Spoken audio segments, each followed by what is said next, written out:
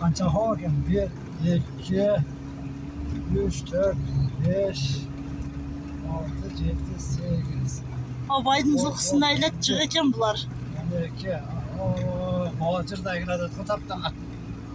3 kan hacırdayı.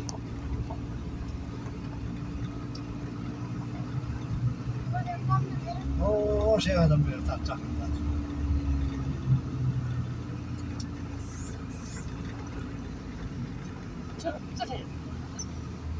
Ana o niye oğlum kulot attığımı söyleyip. Atarmış yere işte.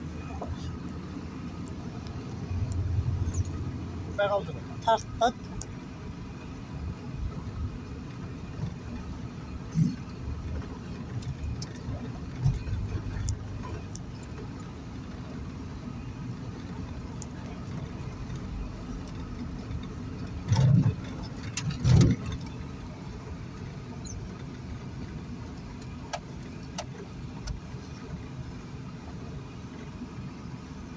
Duruyor mu tam da?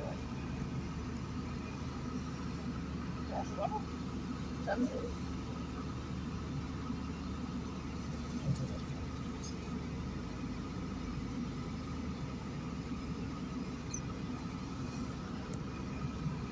Bir tarafta milletinde açık koyuştaç.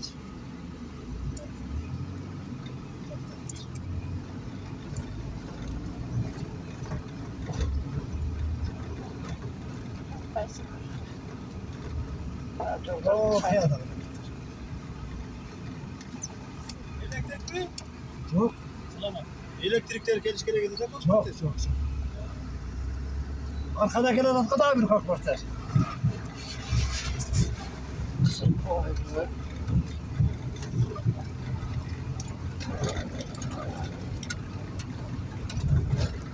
Çok fazla var. Tartlat.